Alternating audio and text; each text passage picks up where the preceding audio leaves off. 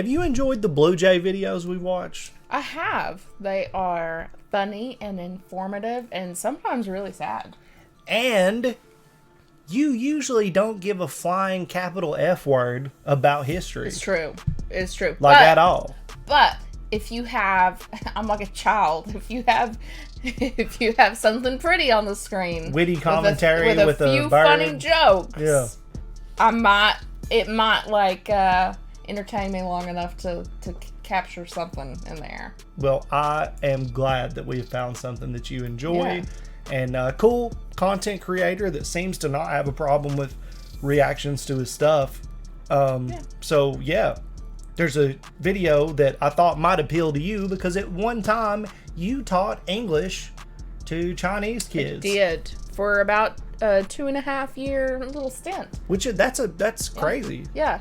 I had a friend that did it. I thought that it was bullshit because I had never had a job, online. I had never, it was before we done YouTube videos, and I had never been like in that realm. It was totally weird, but it was after I graduated college, had a bachelor's degree, and I signed up and I started teaching ESL, English as a Second Language, to kids who mostly lived in China.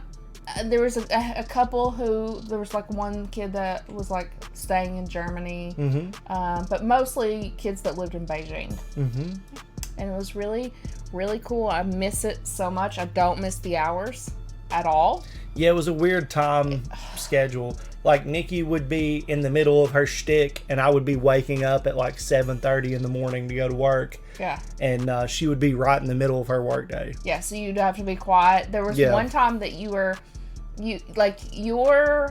clothes were in the same room as like my office area. We had like an office that was shared, and there was a closet. And my closet was right in there. the same room. And you came in there, and I'm teaching, and you just let out a huge fart.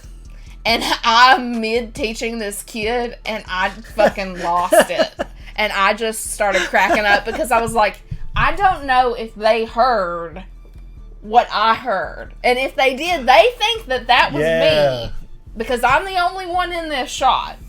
But I played it back, and they didn't. They were just laughing at me laughing. Dropping the big shit. But coming through. Like a lot of cultural differences, and it was really cool to learn from them and them to learn from me, if they were willing. There's a couple kids that was like, fuck you, I'm not learning anything from you. And I was like, I'm just here to be your pal, but we're gonna do this lesson anyway. We're gonna do this. Yeah. So you probably know a little bit about the history of China, so let's learn a little bit from Blue Jay. I know a fair amount of Chinese history.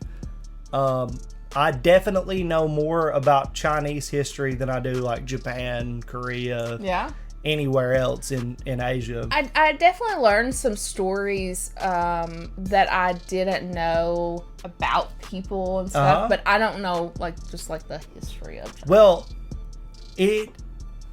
I would hate to make anybody mad, but China's history is like a huge deal to the rest of the countries that surround it. Like, China's influence is fucking huge when you go back to ancient times and shit like that. America is as the country that it is now, our influence is only a few hundred years, whereas a lot of the world's history is just fucking old. But at the same time, you've got Native American history and things like that from the different Native American tribes and shit, which is really, really fucking old too. But they just had a really advanced situation going on and influenced a lot of cultures around them. So there's some really interesting shit that went down in China, and politically the changes and the way that things have gone since World War I forward is just fucking wild.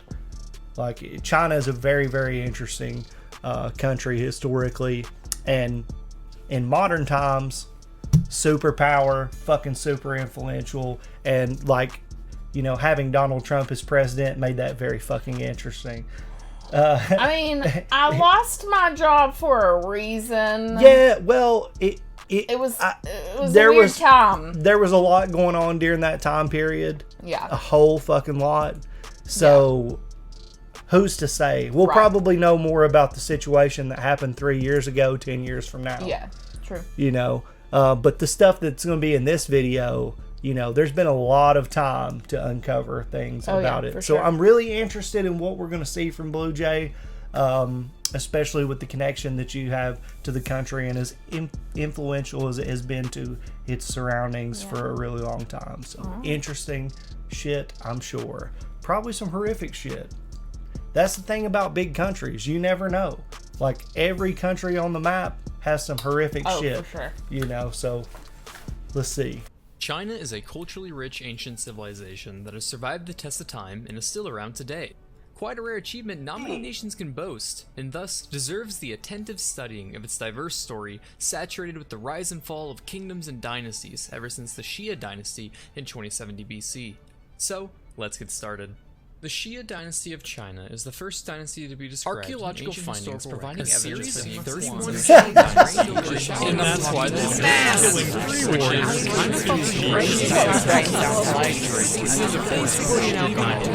Emperor of the Qing dynasty. Right, with that all over with, let's focus on modern China. Okay. Skipped a lot. I told you, it's a lot of shit. It's a whole lot of stuff. Modern China begins with the end of the dynasties. Look how long that is. Emperors were not modernizing enough, allowing Western revolutionary.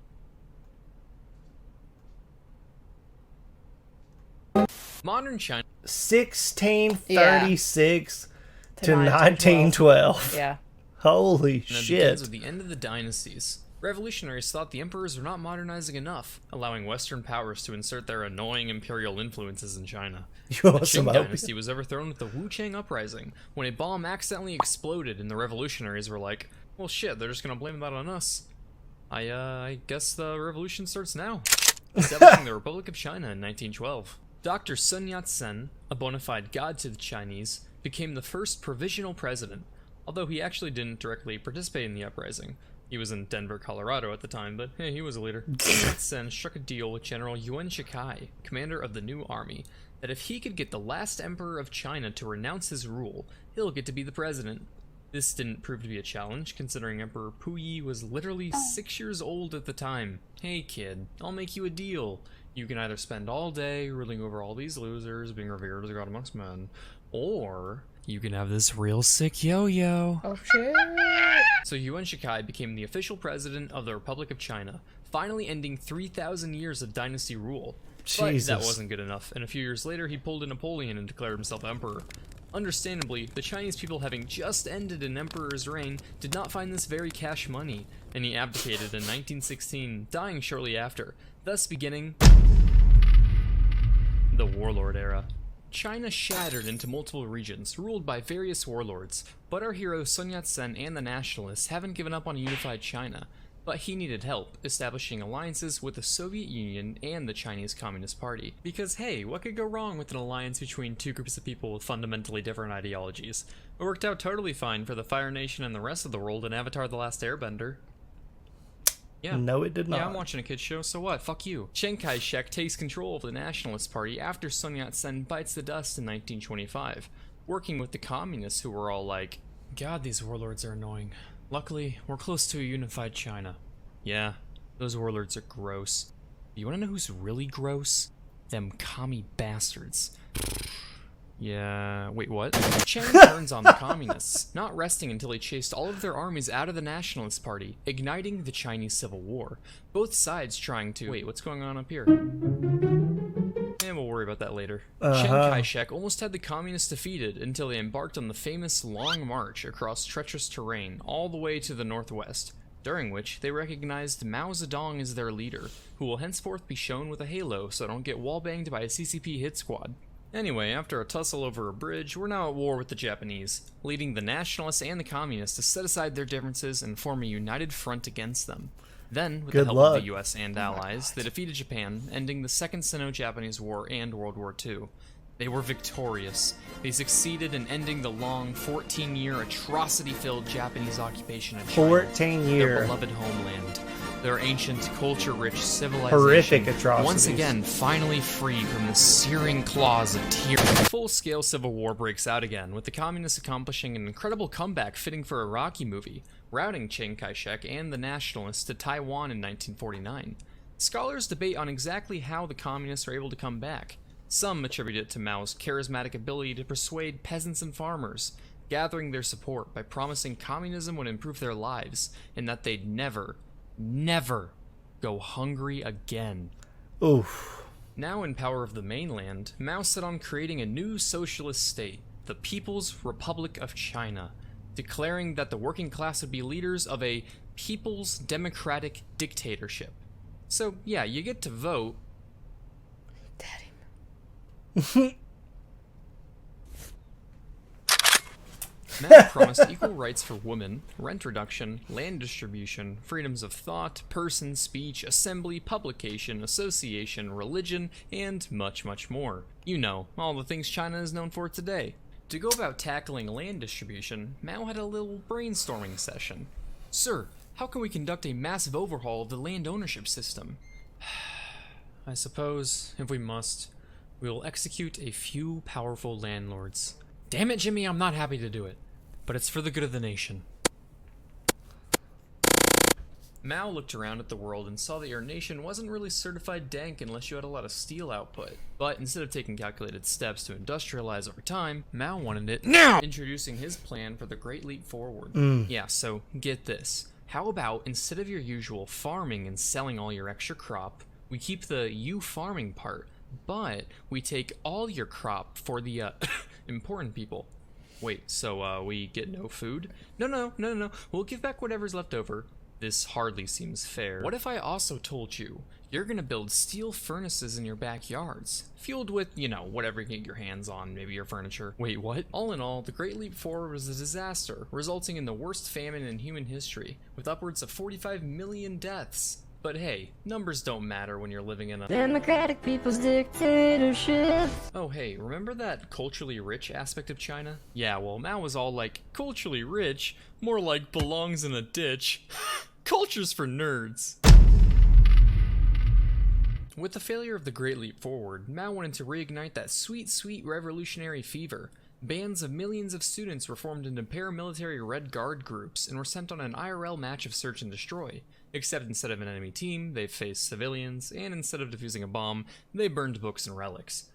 These student groups sought to destroy anything considered bourgeois, anything representing capitalism, religion, tradition, and the West. They shut down schools, destroyed religious and cultural artifacts, and killed intellectuals and party elites believed to be anti-revolutionaries. This decade-long revolution left Chinese culture as destroyed as the Star Wars canon after the Disney acquisition. Horrible. Fucking bullshit. So, in summary, the Cultural Revolution crippled the Chinese economy, destroyed centuries of culture, and had an estimated death toll of hundreds of thousands to as much as 20 million, with 100 million persecuted. The revolution only ended with Mao Zedong's death, giving him the highest KD in history of 78 million to 1. So who's the true gamer here? Deng Xiaoping became paramount leader after Mao, and noticing Singapore's economic boom, introduced some nifty economic reforms. Hey, so things kinda suck around here, so why don't we loosen our grip a smidge with some decollectivization and open some, get this, special economic zones for foreign investment and free market? Yeah, I don't know, that kinda sounds like capitalism to me. No, we'll call it socialism with Chinese characteristics. And we'll still be the Chinese Communist Party with a bloody chokehold on the masses. Well, okay. We promise it's bloody. In 1989, students started to go, bloody. Hey, for being a people's democratic dictatorship, we seem to be missing a lot of that democratic part. Yeah, and whatever happened to all those promised freedoms of speech and press? Yeah, hey, we should, like, protest. China takes control of Hong Kong from Britain in 1997, and the people rejoiced. From this point onward, the CCP pretty much developed an anxiety disorder and saw everything and anything as a threat. Got a spiritual yoga practice gaining too many followers, ban it, torture them, harvest their organs. Fancy new tech allowing global connection and mass communication. Regulate it, remaster the Great Wall. Hire commentators to spam pro-party shitposts. Got a pesky Nobel Prize winner spitting fat bars of truth. Arrest him, don't let him speak at his trial, make him die in prison. Current President Xi Jinping has become the most powerful Chinese leader since Mao Zedong, having successfully eliminated those annoying term limits in 2018. Xi's rule of China can basically be perfectly compared to a self-conscious yet egotistical preteen. Wants to be the center of attention, doesn't like to share, probably smells like a Capri Sun. For example, the South China Sea is the resource-rich heart of trade in southern Asia, but according to the UN, a country can only utilize resources 200 nautical miles from its closest shoreline. But that's not fair, she said. According to this ancient map, we should have all this territory. Oh, you mean those 9 vaguely located lines drawn and claimed by the other China nearly a century ago? Yeah, no, you get 200 miles off your shoreline and that's plenty. Off of our shoreline, you say? So, in an attempt to bypass the system, she decided fuck it, let's extend our shoreline, and literally created islands throughout the sea, claiming territory overlapping neighboring nations and taking pot shots at foreign fishermen just trying to get some hitsumabushi for dinner. It got to the point where the UN had a trial on whether these islands can be counted as legit, looking at China's process of just dumping seismic buckloads of sand on coral reefs, easily declaring, yeah, that's not how islands are made. But she, being the lovable bad boy he is, went, true. But I'm gonna do it anyway. It has been increasing regional tensions while reaping sea resources ever since. So in conclusion, while China has a very interesting history and amazing contributions to humanity, such as gunpowder, paper, and the first ever live crab vending machine, calling the president Winnie the Pooh or believing in a religion may result in the forceful removal of your organs 6 out of 10 stars. Yeah, dude. I mean, you know that I am like no fan of government. Yeah. What modern China is to me is a fucking nightmare factory. Okay? I am not the biggest fan of our government. Yeah. Like, that is pretty much obvious, right? There are criticisms that I could make as long as the day is long, you know, just to the end of time. But I'm allowed to voice those opinions. Right. I am allowed to make fun of it. I can grind as hard as I want to grind at whatever it is that I want to, as long as, you know, it's within the bounds of the law, which is problematic in certain ways, but not in such absolutely life suffocating, identity suffocating. I mean, when I see and hear about the religious persecution, or even in like Russia, like people being persecuted for by the government for their sexual orientation, or otherwise not being a cisgendered person or whatever, it's just incredibly unbelievable, because I've just, it's like not in our reality at all. Ted across the street can call you whatever, sure, you know, and persecute you in ways, but fuck Ted. But like, you're not going to be drug off right and thrown in a ditch. And then that whole like Mao shit, the Mao shit is like, why the fuck? People talk about Hitler all the time. Mm-hmm. Hitler was horrible. He was a racist bastard, literal bastard, who was a fucking just piece of shit. You know, he's a fucking piece of shit. Mao is like above how bad Hitler was. It's one thing to be a fucking nut job that's just like racist and kills people because you're just fucking stupid and you think that because they're different then they're not human. But to look at your brother, your sister, your neighbor, and just be like, nah, you know what? Fuck you.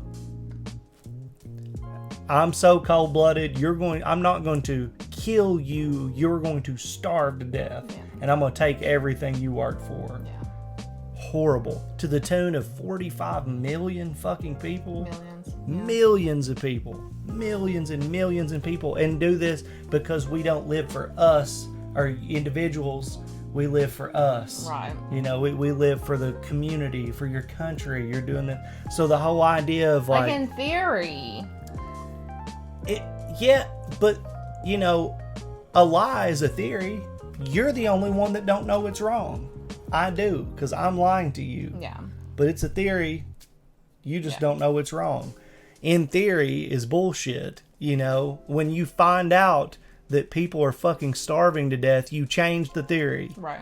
You don't just go, he knew that was well, going to happen. we're going along this plan, you know. Or if he didn't know that it was going to happen, I mean. Yeah, I just think that, like, mankind in general suffers way too fucking much for it to be that bad, even. Yeah. You know, I mean, in such a fucking gifted, blessed situation as I'm in today, you know, compared to that, it's just like, man, you can't be fucking doing that. But we're all slave to $1 somehow. That's the thing that never changes.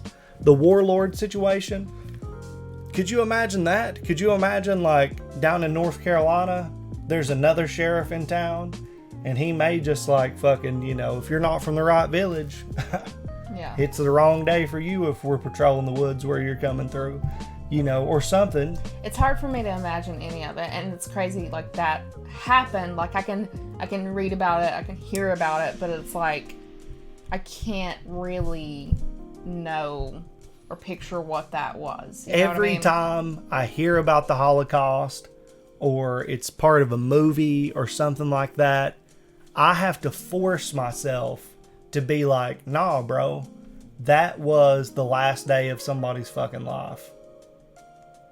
Like, and not that long ago. Like, not that long ago. You know, it hits different when it's not just, you know, somebody's a number. People characterize and joke about and fanaticize things. It just gets so convoluted that it's like you can't see the reality in it. Well, they're like, oh, 45 million people died, like they were talking about in the video. Like, I can't even, like, you know what I mean? Like 5 people sounds bigger somehow.